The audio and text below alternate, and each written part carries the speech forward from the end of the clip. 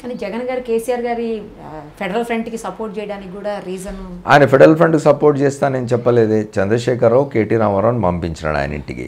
పంపిస్తే ఆయన ఒకటే చెప్పినాడు, మేము తెలంగాణ రాష్ట్ర సమితి చంద్రశేఖరరావు అన్ని పక్షాలని కలుస్తున్నట్టే, మమతా బెనర్జీని కలిసినాడు, నవీన్ పట్నాయక్ని కలిసినాడు, అఖిలేష్ యాదవ్ అందరిని కలిసినట్టే జగన్మోహన్ రెడ్డి కలిసినారు.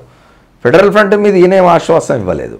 ఈయనేం చెప్పినాడు, మాకు కావాల్సింది ఆంధ్రప్రదేశ్కు ప్రత్యేక హోదా అనగానే కేటీ రామారావు ఏం చెప్పినాడు, ప్రత్యేక హోదాకు మేము పూర్తి మద్దతు ఇస్తాం, కావాలంటే ముఖ్యమంత్రి గారితో లేఖ కూడా రాయిస్తాం ప్రధానమంత్రికి అని చెప్పినాడు. ఆ మేరకు జగన్మోహన్ రెడ్డి పర్పస్ నెరవేరుతున్నది కదా.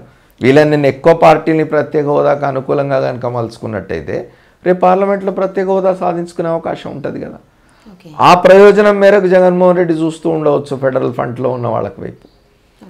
ఎవరైనా సరే ప్రత్యేక హోదా ఇస్తే వాళ్ళతో ఉంటాను అనేది స్పష్టంగా చెప్తున్నాడు జగన్మోహన్ రెడ్డి.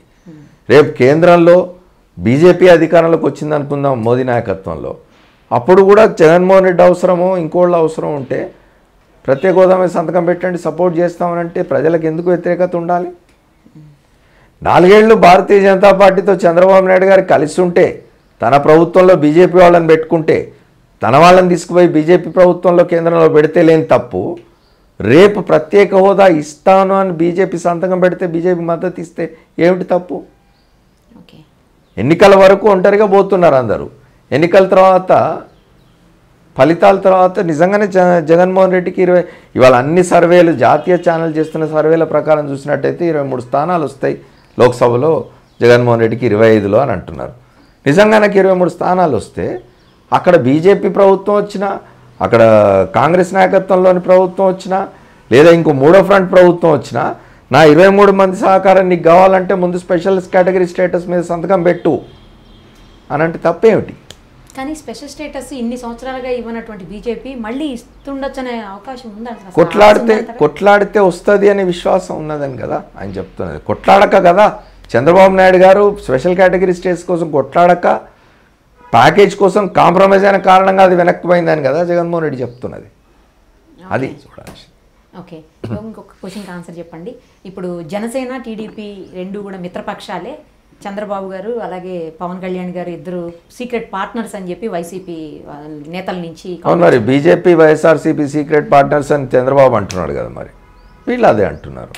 జనసేన ఎందుకు మరి పవన్ కళ్యాణ్ ఈ మధ్య చంద్రబాబు నాయుడు కానీ తెలుగుదేశం పార్టీని కానీ ఎందుకు విమర్శించడం లేదు? చంద్రబాబు నాయుడు గారు కానీ ఆయన పార్టీ వాళ్ళు కానీ ఎందుకు జగన్మోహన్ రెడ్డి మీద వైఎస్ఆర్ కాంగ్రెస్ పార్టీ మీద చేస్తున్నంత తీవ్ర స్థాయిలో అసలు విమర్శలే ఎందుకు జనసేన మీద చేయడం లేదు?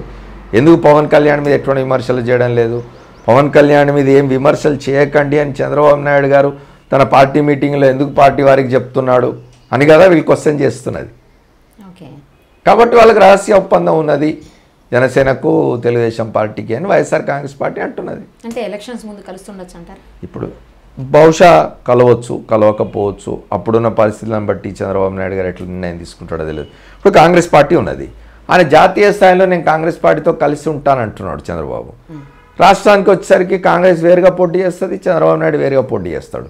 జనం ఎట్లా నమ్మాలి మిమ్మల్ని? జాతీయ స్థాయిలో కలిసి ఉంటాం, రాహుల్ గాంధీ దగ్గరికి పోతే రోజు నేను మాట్లాడొస్తాను, కానీ రాష్ట్ర స్థాయిలో నీలకంఠాపురం రఘువీరారెడ్డిని మాత్రం దగ్గర రానివని అంటే ఎట్లా నమ్మాలి? ఎట్లా జనం? అది. కానీ ఇక్కడ దోస్తీ కూడా చాలా 30 సంవత్సరాలు దాదాపు విభేదం ఉన్నటువంటి పార్టీతో జతగట్టి ఇక్కడ ఎలక్షన్స్కి వెళ్ళినటువంటి పరిస్థితి ఇక్కడ తెలంగాణలో. అవును, అదే కదా మనం చెప్పేది. తెలంగాణలో ఫలితాలు చూసినారు కదా, జనం యాక్సెప్ట్ చేయలే. తెలుగుదేశం పార్టీ కాంగ్రెస్ కలిసి ఉండడాన్ని జనం యాక్సెప్ట్ చేయలేదు. అది అర్థమయ్యే ఏపీలో ఏమిటి అంటే బయటికి కనిపించడానికి వేరేగా పోటీ చేస్తాం అంటున్నారు. అంటే ఏమిటి, ఇప్పుడు జనసేనకు టీడీపీకి రహస్య ఒప్పందం ఉన్నట్టే కాంగ్రెస్కు టీడీపీకి కూడా ఆంధ్రాలో రహస్య ఒప్పందం ఉందని ఎవరైనా నమ్మే అవకాశం ఉంది కదా. పరిస్థితులు అట్లా కనిపిస్తున్నాయి కదా. జగన్ గారు పర్సనల్గా అటాక్ చేస్తున్నారు పవన్ కళ్యాణ్ గారి మీద, అది ఎంతవరకు సమంజసం? ఎందుకంటే అది నెగిటివ్ అయ్యే అవకాశం ఉంటుంది కదా స్టేట్లో. ఇక అది రాజకీయాల్లో ఉన్న వాళ్ళకి తెలియాలమ్మా, మనం బయట ఉన్నాము. రాజకీయాల్లో ఉన్న వాళ్ళకి ఎప్పుడప్పుడు ఏం మాట్లాడతారు. చాలా కాలం ఆయన ఏం మాట్లాడలేదు జనసేన గురించి కానీ పవన్ కళ్యాణ్ గురించి. హఠాత్తుగా దగ్గర ఒక మాట మాట్లాడాడు, ఆ తర్వాత మళ్ళీ ఏం మాట్లాడుతున్నట్టుగా కూడా లేదు.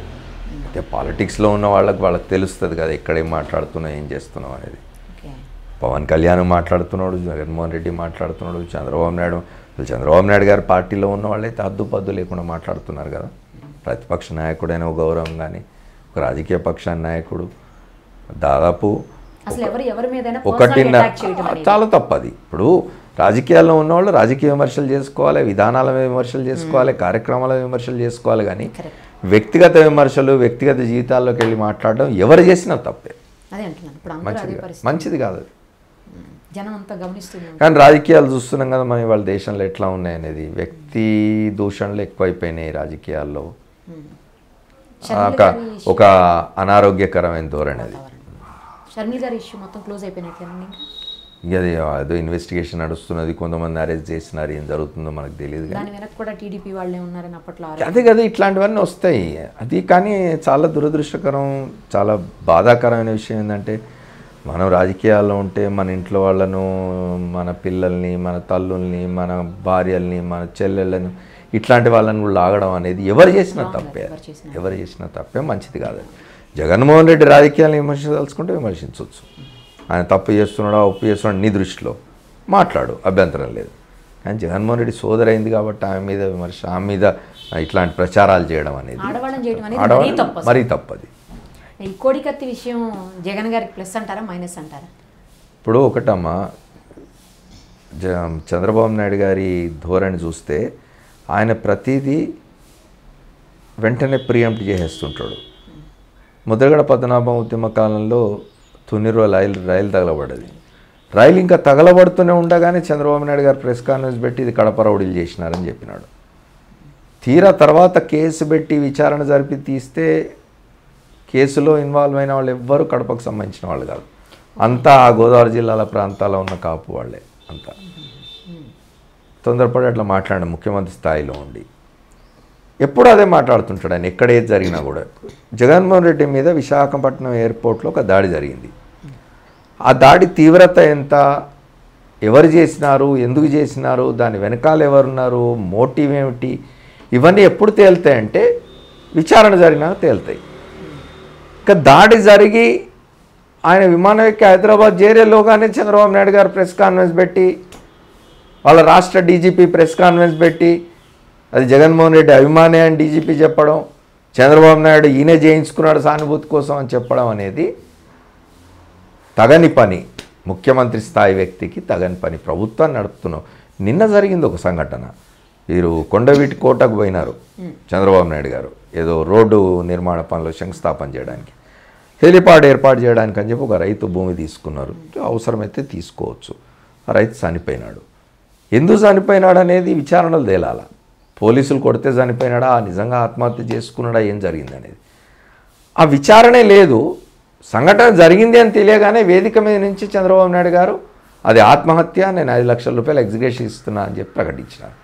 ఎందుకు నీకు ఆ తొందరపాటు అంటాను నేను. విచారణ జరగనివ్వండి, పోలీసులు మీ వాళ్ళే కదా, విచారణ జరపండి. విచారణ జరిపిన నిజానిజాలు తేల్చండి. నిజానిజాలు తేల్చిన తర్వాత మీరు తర్వాత మీ సెల్ఫ్ కాంట్రడిక్టరీ అంటే పరస్పరం మీరు మాట్లాడుతున్న మాటల్ని మీరు ఖండించుకోవడం, మీ అభిప్రాయాన్ని మీరు ఖండించుకోవడం. విశాఖపట్నం ఎయిర్పోర్ట్లో ఘటన జరిగితే ఇది మాకు సంబంధం లేదు, కేంద్ర ప్రభుత్వానికి సంబంధించింది అని చెప్పి మాట్లాడిన చంద్రబాబు నాయుడు గారు, తర్వాత కేంద్ర ప్రభుత్వ సంస్థ దాని మీద విచారణ జరపడానికి వస్తే మీరు రావడానికి వీల్లేదనడం, ఇది ఎట్లా అవుతుంది? ఎట్లా కరెక్ట్ అవుతుంది? మీకు సంబంధం లేదు, మీకేంటి, హాయిగా విచారణ జరుపుకునేవాళ్ళు మీరే కదా. పులుగడిగిన ముత్యంలాగా వస్తారు బయటికి తప్పు చేయకపోతే. ఎందుకు మీకు ఆ భయం? ఎందుకు? అక్కడే అనుమానాలు వస్తున్నాయి. అక్కడే ప్రభుత్వ పక్షం, అధికార పక్షం యొక్క హస్తం ఉందేమో జగన్మోహన్ రెడ్డి మీద దాడిలో అనే అనుమానాలు వస్తున్నాయి. ఆ అనుమానాలకు మీరు తావివ్వాల్సిన అవసరం ఉన్నది. 40 ఏళ్ల రాజకీయ జీవితం మీద ఎంత అనుభవం ఉన్నది మీకు. అట్లా ఎందుకు చేయాలి? ఎందుకు అవకాశం ఇవ్వాలి వాళ్ళకు? అవకాశం ఇచ్చారు. ఏపీ పోలీస్ మీద మాకు నమ్మకం లేదని 2 సంఘటనలు కూడా, షర్మిల గారి విషయంలోనూ ఇటు కోడికత్తి విషయంలో కూడా వైసీపీ అన్నట్టు మరి అట్లా బిహేవ్ చేస్తున్నారని కదా పోలీసులు.